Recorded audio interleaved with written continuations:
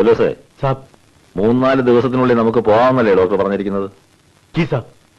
ഏതായാലും ഇയാളൊന്ന് വീണു. എനിക്ക് നന്നായിട്ട് വീണ് കയ്യോലൊടിച്ച് 1 മാസം കിടന്നിരുന്നെങ്കിൽ ശുശ്രൂഷിക്കാനെങ്കിലും ഒരു പെണ്ണ് കെട്ടിയാലോ എന്നുള്ള ചിന്തയെങ്കിലും വന്നേന്. ഇയാളും രക്ഷപ്പെട്ടേന്, ഞാനും രക്ഷപ്പെട്ടേന്. താനെന്തോ പിറവിറക്കുന്നേ? ഒന്നുമില്ല സാർ, ഓരോ സമയദോഷങ്ങളെ കുറിച്ച് ആലോചിക്കുകയായിരുന്നു.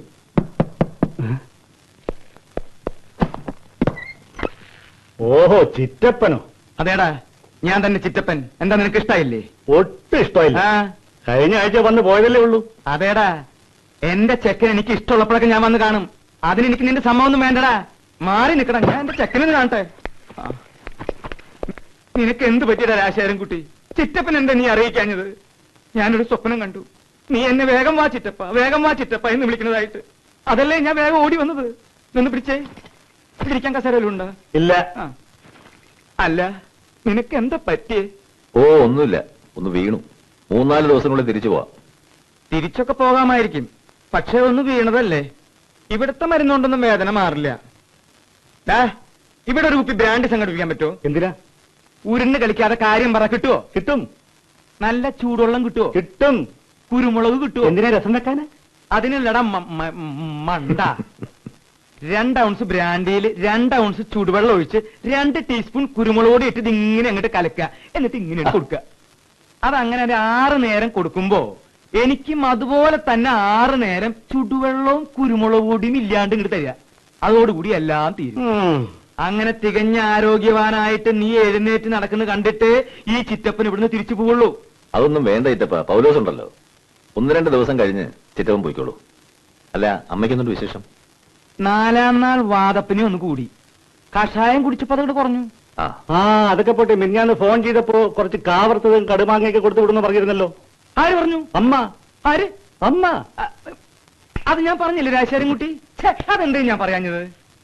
അതെ, ഞാനേ വീട്ടിൽ നിന്ന് എടുക്കാൻ മറന്നു. എവിടാ? വെള്ളമടിച്ച് എവിടെയെങ്കിലും വെച്ച് മറന്നു കാണും ചിറ്റപ്പോ. ദേ, അധികം തമാശ വേണ്ട. മിലിറ്ററി ആണെന്നൊന്നും ഞാൻ നോക്കില്ല. അടിച്ച് ചെയ്യിപ്പിക്കോ? പോട്ടെ പോട്ടെ പോട്ടെ. പൗലോസേ, ചിറ്റപ്പനെ ക്വാർട്ടേഴ്സിലേക്ക് കൂട്ടിക്കൊണ്ടു. ചിറ്റപ്പൻ ഇനി നാളെ രാവിലെ വന്നാൽ മതി. നല്ല തണുപ്പുണ്ട് ഇവിടെ. ഉണ്ടവിടെ. വാടാ വാ. ഇയാള് ചിറ്റപ്പനല്ല, ഫിറ്റപ്പനാ. അവിടെ ഇരിക്കുന്ന റം മുഴുവൻ ഇയാളിന്ന് കുടിച്ചു തീർക്കും. നീ എന്താ ആലോചിക്കണേ? നിന്റെ ആരെങ്കിലും ചത്താ? വാ. ആലപ്പുഴയാണ് വീട്. അച്ഛൻ സർവീസിൽ ഡ്രൈവറായിരുന്നു. ഒരു ചേച്ചി, ഒരനുജത്തി, ഒരനുജൻ സിവിലിയൻ ക്വാർട്ടേഴ്സിൽ താമസിക്കുന്നു. ഒട്ടും വേദനിച്ചില്ല.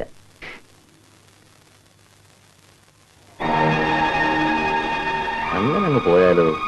ഇനിയും ഉണ്ട് ഒരുപാട് കാര്യങ്ങൾ അറിയാൻ. എന്റെ കുട്ടിയല്ലേ.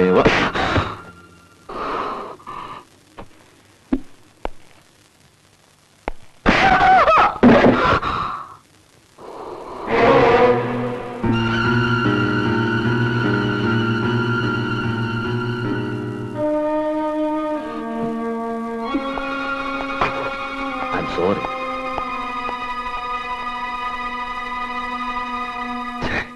രാജേട്ടൻ കാണിച്ചത് തെമ്മാടിത്തരമായിപ്പോയി.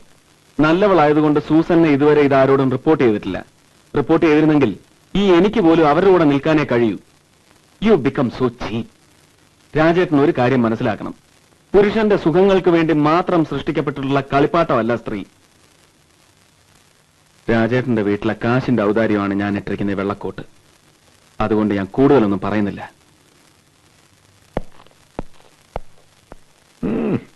ധാർമ്മിക രോഷം. ഇന്ന് രാവിലെ ഡോക്ടർ സണ്ണി വന്നപ്പോ ഇന്നലെ നടന്ന സംഭവം ഞാൻ പറഞ്ഞു. അയാളങ്ങ് ചൂടായി. എന്നിട്ടൊരു ഉപദേശവും.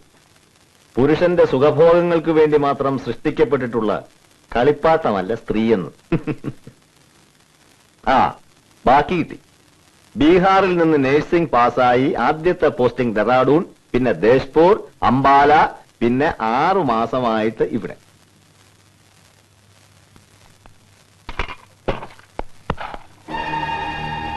എന്താ, ഒന്നുകൂടെ പൊട്ടിക്കണമെന്ന് തോന്നുന്നുണ്ടോ? ഇടത്തെ കരണത്തടിച്ച വലത്തെ കരണം കൂടെ കാണിച്ചു കൊടുക്കണമെന്നാ ക്രിസ്തുലോകം പറഞ്ഞിരിക്കുന്നത്.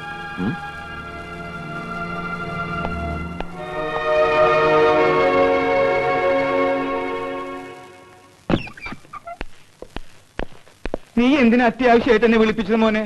അതെ, 2 ദിവസമായില്ലേ ചിറ്റപ്പം വന്നിട്ട്, ഇനി പൊയ്ക്കോളൂ. നീ ഈ നിലയിലിരിക്കുന്നത് കണ്ടിട്ട് ചിറ്റപ്പൻ എങ്ങനെ മനസമാധാനത്തോട് തിരിച്ചു പോവാ? അതൊന്നും സാരമില്ല, സാബിന്റെ കാര്യങ്ങൾ നോക്കാൻ ഞാനില്ലേ. ചിറ്റപ്പം പൊക്കോ. എന്നെ നാളെ രാവിലെ ഡിസ്ചാർജ് ചെയ്യും. ഡോക്ടർ വന്നിരുന്നു. ഉം. ദാ. പിന്നെ ആ. ഇതൊന്നും വീട്ടിലോട്ട് എഴുന്നള്ളിക്കണ്ട, അത് മതി അമ്മയ്ക്ക്. ചിറ്റപ്പൻ നേരെ വീട്ടിലേക്കല്ലേ? അല്ല, ഇവിടുന്ന് നേരെ കോയമ്പത്തൂർ ഇറങ്ങും. നമ്മുടെ ദുബായിലെ കുട്ടപ്പന്റെ മോനും മെഡിക്കൽ കോളേജിൽ അഡ്മിഷൻ കിട്ടിയിട്ടുണ്ട്. അവൻ നന്നായിട്ട് പഠിക്കണ്ടോന്ന് അന്വേഷിക്കണം. ഒരു രാത്രി അവിടെ തങ്ങി അവിടുത്തെ ക്രാങ്ങളൊക്കെ ആയിട്ടൊന്ന് കൂടി അവിടുന്ന് നേരെ പാലക്കാട്ട് നമ്മുടെ നളിനിയുടെ അമ്മായിരമോ. അതൊന്നും വേണ്ട, നേരെ വീട്ടിലെത്താൻ നോക്ക്. ആവശ്യത്തിൽ കൂടുതൽ കാശ് ഞാൻ തന്നിട്ടില്ലേ, പിന്നെന്തിനാ വെറുതെ മനുഷ്യരെ ബുദ്ധിമുട്ടിക്കുന്നത്? അതേടാ, എനിക്കറിയാം. ചിറ്റപ്പൻ എല്ലാവർക്കും ഒരു ബുദ്ധിമുട്ടാ. കല്യാണം വന്നാലും കേസ് വന്നാലും മരണം വന്നാലും എല്ലാവർക്കും ചിറ്റപ്പനെ വേണം. എല്ലാം നടത്തി കൊടുക്കാം. ചിറ്റപ്പൻ ഇങ്ങനെ എല്ലാവർക്കും ഒരു ഉപകാരിയായി പോയി. അതെന്റെ ഒരു വീക്ക്നെസ്സാ. അയ്യോ ചിറ്റപ്പ, അതല്ല പറഞ്ഞേ. ഇങ്ങനെ ഊരി വിറ്റ് നടക്കാതെ നമ്മുടെ വീട്ടിൽ നിൽക്ക്. ഒരുപാട് കാര്യങ്ങളില്ലേ നോക്കാൻ. ചിറ്റപ്പന്റെ കാര്യങ്ങളെല്ലാം ഞാൻ നോക്കിക്കോളാം. ചിറ്റപ്പൻ ആര് പറഞ്ഞാലും കേൾക്കില്ല എന്ന് എനിക്കറിയാലോ. എന്തോ? പക്ഷെ നീ പറഞ്ഞാൽ മാത്രം ഞാൻ കേൾക്കും. നീ എനിക്ക് വീക്ക്നെസ് ആയി പോയി. എന്നാ ശരി ചിറ്റപ്പൻ പോ. എന്നാ സമയം കളയണ്ട, ഞാൻ ബസ് സ്റ്റോപ്പിൽ കൊണ്ട് വിട്ടുതരാം. അല്ലെങ്കിൽ നീ രാത്രി ബസ് കിട്ടില്ല എന്ന് പറഞ്ഞ് തിരിച്ചു വരണ്ട. എടാ സഹായക് പൗലോസേ, എന്റെ സ്വകാര്യ പ്രശ്നത്തിൽ നീ സഹായിക്കണ്ട. അതിന് പകരം എന്റെ കൂടെ വന്ന് എന്റെ പെട്ടിയിൽ തന്നെ സഹായിക്ക്. രാശേരൻകുട്ടി ഇതിന്റെ ഇടയിൽ എനിക്ക് കാശ് തന്നാ? അതവിടെ പോയി? പോക്കറ്റില്ല. കൊറേ പ്രായമായില്ലേ, ഓർമ്മക്കുറവായി. ഇത് മറക്കില്ലല്ലോ. അതിന് നിനക്കെന്താ വേണ്ടേ? ഒന്നുമില്ല. നടക്ക്.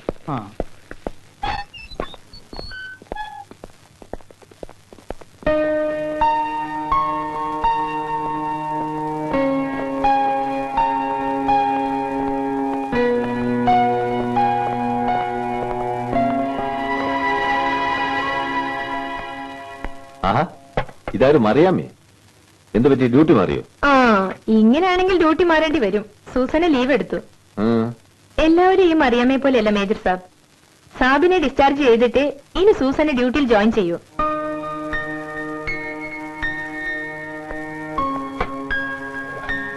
Good night major sahib. Good night.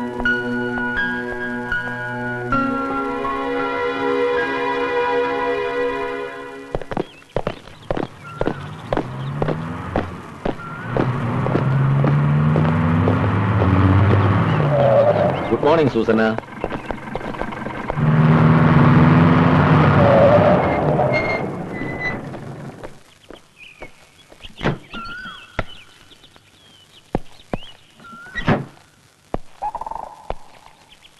എന്നെ ഡിസ്ചാർജ് ചെയ്തിട്ടേ തിരിച്ച് ജോയിൻ ചെയ്യുന്ന നിർബന്ധമായിരുന്നു അല്ലേ?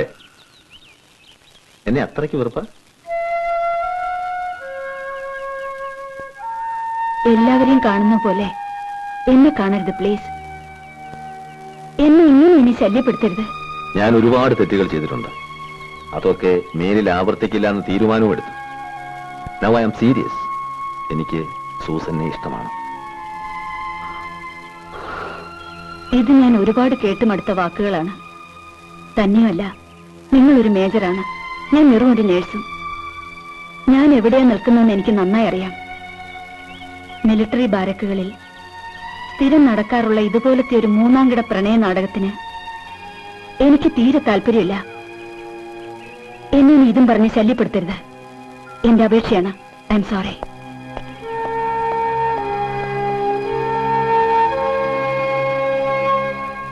രാജേട്ടൻ വളരെ ആലോചിച്ചെടുക്കേണ്ട തീരുമാനമാണ്. ആൽക്കഹോളിക് ആയ ഒരപ്പൻ, പേരുദോഷം കേട്ട് കെട്ടിക്കാതെ നിൽക്കുന്ന ചേച്ചി, പോലീസ് സ്റ്റേഷനിൽ സ്ഥിരം കയറി ഇറങ്ങുന്ന അനുജൻ, അതിന്റെ ഇളയതൊരു പെങ്കൊച്ചു സ്കൂളിൽ. എല്ലാം സൂസന്നയുടെ ശമ്പളം കൊണ്ട് മാത്രം വേണം നടക്കാൻ. തന്നെയുമല്ല, രാജേട്ടന്റെ കുടുംബക്കാർക്ക് ഇത് ചിന്തിക്കാൻ പോലും പറ്റില്ല. രാജേട്ടന്റെ കാര്യങ്ങൾ രാജേട്ടൻ തീരുമാനിച്ചോളാം. താൻ സൂസന്നയുമായിട്ട് സംസാരിച്ച് അപ്പനെ ഒന്ന് കാണാനുള്ള ഏർപ്പാട് ചെയ്താൽ മതി. I really mean it. I M serious. Okay, ഞാൻ സംസാരിക്കാം. See you tomorrow. Good night. Good night.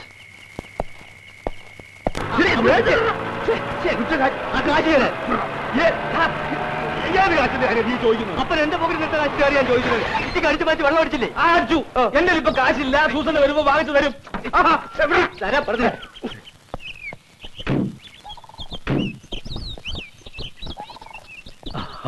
വന്നാട്ടെ വന്നാട്ടെ. ഞങ്ങൾ അപ്പനും മോനും തമ്മിലൊന്ന് സ്നേഹിക്കുകയായിരുന്നു. അവൻ അർജന്റ് ആയിട്ടൊരു 100 രൂപ വേണമെന്ന്. എന്തെങ്കിലും ഇടുന്ന കാശ് നമ്മൾ തമ്മിലാകുമ്പോ പറയാമല്ലോ, ഒരു 100 റുപ്പീസ് കിടത്തേ.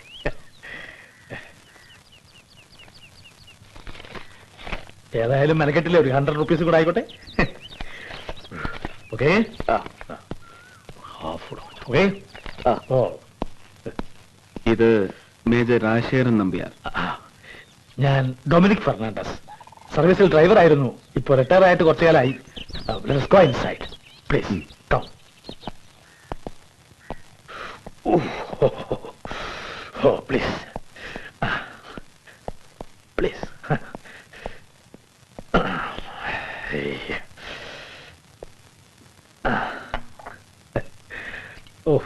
ഓഫർ ചെയ്യാനില്ല, സോറി. ഞാൻ സൂസന്നയോട് സംസാരിച്ചിരുന്നു. ആ, അവളെല്ലാം പറഞ്ഞു.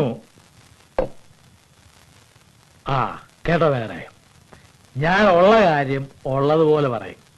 എന്റെ മോള് സൂസന്ന കാണാൻ കൊള്ളാവുന്ന ഒരു പെണ്ണായതുകൊണ്ട് അവള് ജോലി ചെയ്തിട്ടുള്ള എല്ലാ ക്യാമ്പുകളിലും ലെഫ്റ്റനന്റ് മുതല് കേണലന്മാര് വരെ കല്യാണാലോചനയായിട്ട് വന്നിട്ടുണ്ട്. പക്ഷെ ഉള്ള കാര്യം ഉള്ളതുപോലെ പറയുമ്പോ ഈ ആലോചനക്കാരൊന്നും തിരിച്ചു വന്നിട്ടുമില്ല. അതുകൊണ്ട് പറയുന്നതാ. നാൻസി, എനിക്ക് 4 മക്കളാ, 3 പെണ്ണും ഒരാണും. ഭാര്യ ഉള്ളത് അകത്ത് കിടപ്പിലായിട്ട് കുറച്ചു കാലമായി. ഇത് സൂസന്നയുടെ മൂത്തതാ, നാൻസി. ഇവിടെ അടുത്ത് തയ്യക്കടലാ ജോലി. ഇത് ജൂഡി, 10ാം ക്ലാസ്സിലാ. പിന്നെ ആണൊരുത്തരുള്ളവനെ നേരത്തെ കണ്ടല്ലോ, അവന് പ്രത്യേകിച്ച് ജോലിയൊന്നുമില്ല. മറ്റുള്ളവർക്ക് ജോലി ഉണ്ടാക്കുക എന്നുള്ള അവന്റെ ജോലി. ഇതൊക്കെയാ ഇവിടുത്തെ അവസ്ഥ. നിങ്ങൾ ചായ കുടിക്കേ. കേട്ടോ വേറെ, മൂത്തവളെ കെട്ടിച്ചയക്കണം, ചെറുക്കൻ ഒരു ജോലി വാങ്ങിച്ചു കൊടുക്കണം, ഇളയവളെ പഠിപ്പിക്കണം, വീട്ടുകാരത്തേക്ക് മരുന്ന് വാങ്ങിച്ചു കൊടുക്കണം. എനിക്ക് കിട്ടുന്ന 3/4 ചക്രം പെൻഷൻ കാശുകൊണ്ട് ഒന്ന് നാവ് നനയ്ക്കാൻ പോലും തികയില്ല. പിന്നെ എല്ലാം സൂസന്നയുടെ ശമ്പളം കൊണ്ട് വേണം നടക്കാൻ. ചുരുക്കി പറഞ്ഞാൽ സൂസന്ന ഞങ്ങളുടെ ഒരു കറവ പശുവാണ്. അതുകൊണ്ട് ഇവിടുത്തെ എല്ലാ കാര്യങ്ങളും എല്ലാ ചെലവുകളും നോക്കി നിർത്താൻ തയ്യാറുള്ള ഒരാൾക്ക് മാത്രമേ ഞാൻ എന്റെ മോളെ കെട്ടിച്ചു കൊടുക്കൂ. സൗകര്യം ഉണ്ടെങ്കിൽ മതി, അല്ലെങ്കിൽ അവൾ ഇവിടെ സന്തോഷമായിട്ട് നിന്നോളും. എല്ലാം അറിഞ്ഞുകൊണ്ട് തന്നെയാ വന്നത്. ഞാനൊന്ന് ആലോചിച്ചിട്ട് സണ്ണി വഴി അറിയിക്കാം. മതി, ധാരാളം മതി.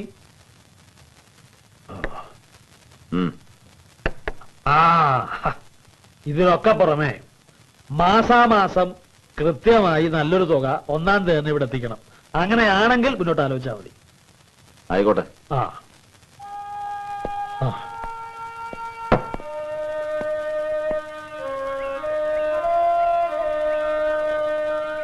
ഒന്നും വേണ്ടിയിരുന്നില്ല എന്നിപ്പ രാജേട്ടന് തോന്നുന്നുവല്ലേ? ഇതുവരെ സൂസന്നയോട് എനിക്ക് സ്നേഹം മാത്രമേ തോന്നിയിരുന്നുള്ളൂ. ഇപ്പോ ഒരു വല്ലാത്ത സഹതാപവും തോന്നുന്നു. അവരുടെ ചുറ്റുപാട് കണ്ടാൽ ആർക്കും സഹതാപം തോന്നും. രാജേട്ടന്റെ തറവാടിനെ കുറിച്ച് ഓർക്കുമ്പോ ഈ ബന്ധം ഒരിക്കലും അവർക്ക് സഹിക്കാനാവില്ല. ഈ ആവേശമൊക്കെ കഴിയുമ്പോ രാജേട്ടന് മറിച്ച് ചിന്തിച്ചാൽ ഒരുപാട് ജീവിതങ്ങൾ ഒരുമിച്ച് തകരും. അതാ എന്റെ പേടി. നോ, ഇത്രയും കാലം വേണ്ടാന്ന് വെച്ചിരുന്ന ഒരു കാര്യം ഇപ്പൊ ഞാൻ വേണമെന്ന് ആഗ്രഹിച്ചതും തീരുമാനിച്ചതും എല്ലാം ആലോചിച്ചിട്ട് തന്നെയാണ്. I want her. I am mad after her. സൂസന്നയുടെ അപ്പൻ പറഞ്ഞ എല്ലാ നിബന്ധനകൾക്കും ഞാൻ തയ്യാറാണ്. മാസം ഒരു തുക, നല്ലൊരു തുക കൃത്യമായി അവിടെ എത്തിച്ചേക്കാം. അമ്മ പ്രായമായിട്ടിരിക്കുകയല്ലേ, ഒരു അനുവാദം പോലും ചോദിക്കാതെ? അനുവാദം ചോദിക്കാൻ പോയാൽ നടക്കില്ല. ഇപ്രാവശ്യം അമ്മയുടെ പിറന്നാളിന് പോകുമ്പോ നീ കൂടെ വേണം. നീ വേണം അമ്മയോട് പറഞ്ഞ സമ്മതം മേടിക്കും. അമ്മാവന്മാർക്കും അമ്മായിമാർക്കും മറ്റുള്ളവർക്കും ഒക്കെ എതിർപ്പായിരിക്കും. ആർക്കും ഒരു ബുദ്ധിമുട്ടും വേണ്ട. കൂനൂരിൽ ഒരു രജിസ്റ്റർ മാരേജ്. ഞാൻ തീരുമാനിച്ചാൽ പിന്നെ തീരുമാനിച്ചാണെന്നറിയാമല്ലോ. സാമ്പാർ ഒഴിക്കാൻ ഒരു കുഴി അങ്ങോട്ട് കുത്തിക്കൂടെ? ഞാൻ കുത്തി തരണ. എടാ ചിറ്റപ്പാ, കുട്ടികൾക്കുളമ്പോ നോക്കിയോളമ്പടാ. അതെങ്ങനെയാ? രാജശേഖരൻ കുട്ടി വന്നാ പിന്നെ ദാഹം തീർത്ത് ചിറ്റപ്പനങ്ങ് വല്യപ്പനാകും. ഞാൻ നന്നായിട്ട് കഴിക്കും, ഇപ്പൊ കഴിച്ചിട്ടുണ്ട്. ഇനി കൂടി പോയാൽ ദേ ഇതുപോലെ ഒന്ന് വിയർക്കും. പക്ഷെ വേറെ ചില ആളുകൾ അങ്ങനെയല്ല. കുടിച്ച് ലെക്കില്ലാണ്ട് ബാത്റൂമാണെന്ന് വിചാരിച്ച് അടുക്കളയിൽ പോയി മൂത്രമൊഴിക്കുക. ഞാൻ പ്രത്യേകിച്ച് ആരും ഉദ്ദേശിച്ച് പറഞ്ഞതല്ല, ഒരു പൊതു സ്വഭാവം പറഞ്ഞതേ ഉള്ളൂ. താൻ ഈ പൊതു സ്വഭാവം നിർത്താമോ? ഇപ്പൊ നിങ്ങൾക്ക് ആളെ മനസ്സിലായില്ലോ, ഇയാളെന്നെ. അതൊക്കെ പോട്ടെ, രണ്ടുപേരോടായിട്ട് തന്നെ ചോദിക്കുക, ഇങ്ങനെ പിറന്നാൾ സദ്യ കൊണ്ട് നടന്നാ മതിയോ? എന്നാ ഇനി ഒരു കല്യാണ സദ്യ ഉണ്ടാൻ പറ്റുക? ആ സണ്ണി, അവനോട് ആ കാര്യം പറയുന്നതേ ദേഷ്യ. അതുകൊണ്ട് നീയെങ്കിലും സമയം കളയാണ്ട് പെണ്ണ് കെട്ടാൻ നോക്ക്. കൂടി പോയാൽ ഒരു പിറന്നാൾ സദ്യക്ക് കൂടിയേ ഞാൻ ഉണ്ടാവുള്ളൂ. അതിനു മുമ്പെങ്കിലും ആ ആഗ്രഹം ഒന്ന് സാധിപ്പിച്ചു തന്നാ നന്നായിരുന്നു. ഗുരുവായൂരപ്പാ. ഇപ്രാവശ്യത്തെ വരവിന് ചില തീരുമാനങ്ങളൊക്കെ എടുത്തിട്ടുണ്ട്. അമ്മയോട് എല്ലാം വിശദമായിട്ട് പറയാം. കാശും സൗകര്യവും ഒക്കെ അല്പം കുറഞ്ഞാലും തിരക്കില്ല. നല്ല അന്തസ്വാഭിജാത്യമുള്ള കുടുംബത്തിൽ പറഞ്ഞോളായിരിക്കണം, അത്രേ ഉള്ളൂ. ഒരു കാര്യം സമ്മതിച്ചേ പറ്റൂ. അവസാനം ഓപ്പോൾ കല്യാണത്തിന് സമ്മതം മൂടിയത് ഈ സന്നിധം എടുക്കൊണ്ട് തന്നെയാ. പിന്നെ ഉന്തിന്റെ കൂടെ എന്റെ തള്ളും കൂടി ആയിപ്പോ. അമ്മ എന്നോട് ഇതെന്നോട് പറയാൻ നിനക്ക് എങ്ങനെ ധൈര്യം വന്നു എന്ന് ചോദിച്ചതോടെ ഈ ചിറ്റപ്പം എന്നെ കമാന്നൊരക്ഷരം മിണ്ടിയിട്ടില്ല. അതാണ് അതിന്റെ കുറ്റം. ഞാനൊരു അക്ഷരം പറയാതെ ഗൗരവമായിട്ട് അങ്ങനെ നിന്ന ഓപ്പോൾക്ക് അറിയാം സംഗതി കുഴപ്പാണെന്ന്. അതുകൊണ്ട് എന്നെ ഓപ്പോൾ പെട്ടെന്ന് സംഭവിച്ചത്. എന്റെ ചൊമച്ചേ. എന്നാലും അവസാനം രാജേട്ടനൊരു നസ്രാണി പെണ്ണിനെ കിട്ടിയുള്ള കെട്ടാൻ. ഇനി സണ്ണിച്ചായനും അവിടെ സുന്ദരിയായ വല്ല നേഴ്സിനെയും കണ്ടുവച്ചിട്ടുണ്ടോ ആവോ? ഉള്ളത് പറഞ്ഞ എനിക്കിപ്പോ സണ്ണിമോന്റെ കാര്യത്തിലാ പേടി. രാജശേഖരൻകുട്ടിക്ക് എന്തോ ആവാം, അപ്പനപ്പന്മാരെ സമ്പാദിച്ചിട്ടുണ്ടല്ലോ. ഇവിടെ അച്ചായം മരിച്ചതി പിന്നെ ഇവനെ മാത്രം കണ്ടുകൊണ്ടാ ഞാനും ഈ പെമ്പിള്ളേരും ജീവിക്കുന്നത്. അതുകൊണ്ടൊന്നും അമ്മച്ചി പേടിക്കണ്ട. നല്ല ആലോചന വന്നെങ്കിലേ സന്നി കിട്ടും. ഞാൻ പിന്നെ കല്യാണമേ വേണ്ടാന്ന് പറഞ്ഞ് നടന്നെങ്കിലും സൂസന്നെ കണ്ടുമുട്ടിയപ്പോ എന്തോ ഒരു പ്രത്യേകത തോന്നി. അതുകൊണ്ട് കെട്ടുന്നു മാത്രം.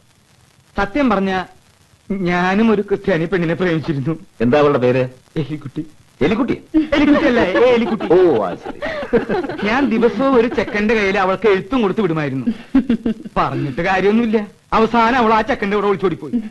പിന്നെ ഞാൻ ഈ നാണം കെട്ട പ്രേമം എന്നുള്ള പണിക്ക് പോയിട്ടില്ല. അതൊക്കെ പോട്ടെ. ഈ വിവാഹ സമ്മതം ആഘോഷിക്കാൻ ചിറ്റപ്പന്റെ ചെലവിൽ നല്ല നാടൻ തെങ്ങുകള്ള് വരുന്നുണ്ടെന്ന് പറഞ്ഞിട്ട്. ചിറ്റപ്പന്റെ ചെലവിലല്ല, ചിറ്റപ്പന്റെ വകയായി രാജശേഖരൻകുട്ടിയുടെ ചെലവിൽ അതിന് ഏർപ്പാട് ചെയ്തിട്ടുണ്ട്. അതിപ്പോ ഇങ്ങോട്ട് വരും. അതുകൊണ്ട് താറാവ്, കോഴിയിറച്ചി, കാളയിറച്ചി മുതലായ കള്ളിന്റെ കൂട്ടുകാരെ പ്രത്യേകം ഞാൻ ഈ വേദിയിലേക്ക് ക്ഷണിച്ചുകൊള്ളുന്നു. അമ്മച്ചിയും പിള്ളേരും അവരെ വേഗം ഇങ്ങോട്ട് ആനയിക്കാൻ ഞാൻ താല്പര്യപ്പെടുന്നു. നമസ്കാരം. എങ്ങനെയുണ്ട്?